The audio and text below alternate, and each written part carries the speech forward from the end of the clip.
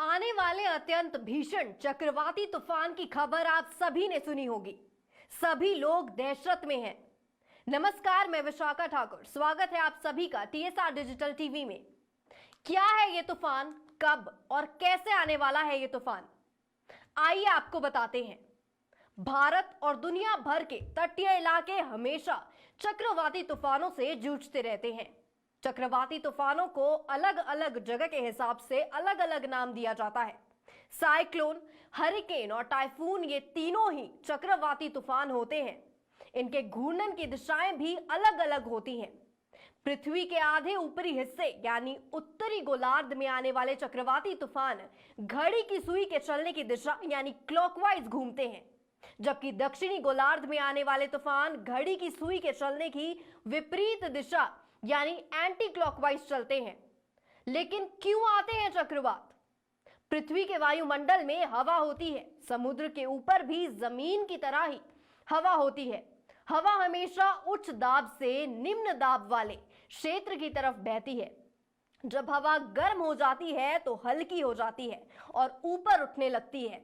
जब समुद्र का पानी गर्म होता है तो इसके ऊपर मौजूद हवा भी गर्म हो जाती है और ऊपर उठने लगती है।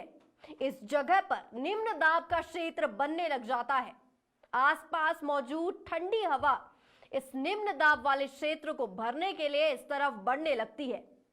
लेकिन पृथ्वी अपनी धुरी पर लट्टू की तरह घूमती रहती है। इस वजह से यह हवा सीधी दिशा में ना आकर घूमने लगती है और चक्कर लगाती हुई उस जगह की ओर आगे बढ़ती है। इसे चक्रवात कहते हैं। चक्रवात तेजी से घूमती हवा होती है, इसीलिए इसका मध्य बिंदु हमेशा रिक्त होता है, क्योंकि घूमती हुई हवा उस बिंदु के चारों ओर घूमती है लेकिन उस बिंदु तक नहीं पहुंचती। इसे चक्रवात की आंख कहते हैं। जो हवा गर्म होकर ऊपर उठती है उसमें नमी होती है, इसलिए चक्रवात में तेज हवाओं के साथ बारिश भी होती है। चक्रवात घूमते हुए आगे बढ़ता है और जब समुद्र के तट से टकराता है तो कमजोर पड़ने लगता है। इसका कारण जमीन पर हवा का उच्च दबाव होना है।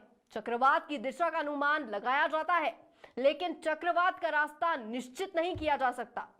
कई बार चक्रवात अपना रास्ता तट से टकराने से पहले हवा के दबाव के चलते बदल लेते हैं। अब बात भारत मौसम विज्ञान विभाग द्वारा दी गई चेतावनी के बारे में।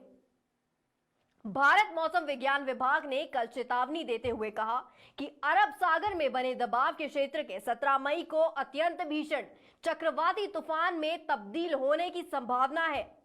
भीषण चक्रवाती तूफान शनिवार को गुजरात तट को यानी कल पार कर सकता है। इससे पहले मौसम की स्थिति भी ऐसी ही दिख रही है, जो गहरे दबाव के क्षेत्र में तब्दील हो गई है और इसके तूफान में तब्दील होने की आज संभावना है। मौसम विज्ञान विभाग ने यह जानकारी दी है कि तूफान के आज रात तक अत्यंत भीषण चक्रवाती तूफान में तब्दील होने की पूरी संभावना है। तूफान की आशंका वाले प्रदेशों और लक्षद्वीप के लिए भारतीय मौसम विभाग ने आने वाले दिनों के दृष्टिगत दिशा निर्देश जारी कर दिए हैं। आईएमडी ने पहले ही मुंबई और ठाणे को येलो अलर्ट जारी कर दिया है, जो कि गुजरात और केरल के कई जिलों के लिए ऑरेंज अलर्ट और रेड अलर्ट जारी किए गए हैं। आईएमडी के चक्रवात चेतावनी प्रभाग ने कहा कि 16 से 19 मई के बीच पूरी संभावना है कि तुकाते के तूफान में तब्दील होने के दौरान 150 से लेकर 160 किलोमीटर प्रति घंटे की रफ्तार से हवाएं चलेंगी। तूफान के तेज होने के बाद हवाओं की रफ्तार बीच बीच में 175 किलोमीटर प्रति घंटा भी हो सकती है। मौसम विभाग ने पश्चिमी तटीय राज्यों को सतर्क किया है। अब आपको बता देते हैं कि किन राज्यों को है इसका खतरा।